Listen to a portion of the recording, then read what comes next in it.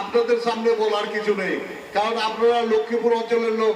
আগাগোড়াই জানি যে লক্ষ্মীপুর অঞ্চলটা হচ্ছে রাজনীতির দিক দিয়েও সুশিক্ষিত এবং শিক্ষা দীক্ষার দিক দিয়ে সুশিক্ষিত। আপনারা যেটা পঞ্চায়েত নির্বাচনে দেখাই দিয়েছেন, 22টা গ্রাম পঞ্চায়েতের মেম্বার আনকন্টেস্ট করেছেন।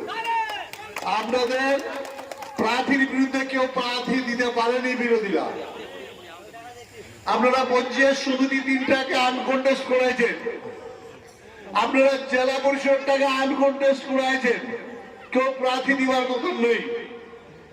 তো আমি বলবো, মুস্তফা ভাই বলল 19,000 ভোট পড়বে 17,000, আমি বলছি না, 19,000 চেষ্টা করেন সবাই মিলে, যার থেকে আমরা ফার্স্ট প্রাইজটা এমপিটা আমরা নিতে পারি, আমাদের এলাকার উন্নয়ন করতে পারি।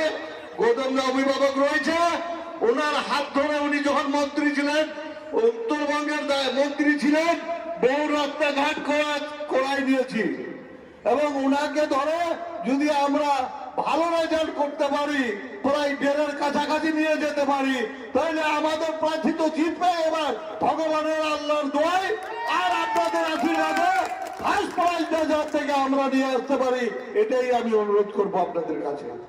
বিশেষ করে আমি দেখছি একটা আপনাদের এখানটাই ঘরের ভিতরে বসে কংগ্রেসের অঞ্চল প্রেসিডেন্ট করে দিয়েছে, বাকি লোকেরা আমাদের খালি ওকেই উজোর খাচ্ছে, ওকে কিছু বলো না, থাক না ও।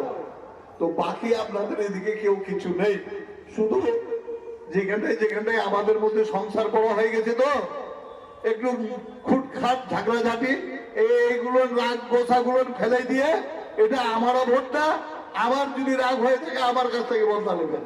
পঞ্চায়েত মেম্বারের যদি কোনো বড় হয়ে থাকে, বর্ধমানের হয়ে থাকে, ওখানটাই নেবেন। কারণ আমরা এমপিটা 25 বছর ধরে পাইনি, এমপি রোডের 1 টাকার কাজ করেনি বিজেপির এমপি। গৌতমদা বলছিল যশবন্ত সিং 10 বছর, আলালিয়া 10 বছর, রাজু বিটা 5 বছর, এই রাজু বিটার চেহারাটাও দেখতে পাইনি আমরা। কেন ভোটগুলো নষ্ট করতে যাব? আজ অনেক হিন্দু ভাই রয়েছে এখানটায়, কয়েকটা ভোট পড়ে বিজেপিতে। আমি অনুরোধ করবো ওদেরকে আর করতে চান না। আপনারা মমতা ব্যানার্জির কি সুযোগ সুবিধাটা আপনার বাড়িতে পৌঁছায়নি? আপনারা বলবেন যে আমাদের প্রধান আমার মেম্বাররা কোনো বৈষম্য করেছে আপনাদের সঙ্গে?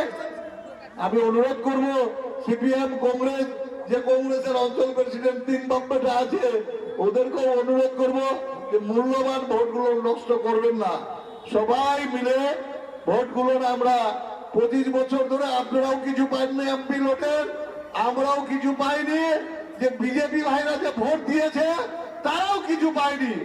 আমাদের এমপি জিতে আসলে জোর গলায় বলছি আপনাদের লক্ষ্মীপুরে কাজ হবে, আপনাদের চপড়ায় কাজ হবে, বিভিন্ন অঞ্চলে কাজ হবে। তাই আমরা সবাই ঘরে ঘরে একটা করে এমপি দাঁড়াইছি, এই মনোভাব নিয়ে, আমাদের বউ বাচ্চা নিয়ে, ভাই বন্ধু নিয়ে আমাদেরকে ভোটগুলো সংগ্রহ করতে হবে।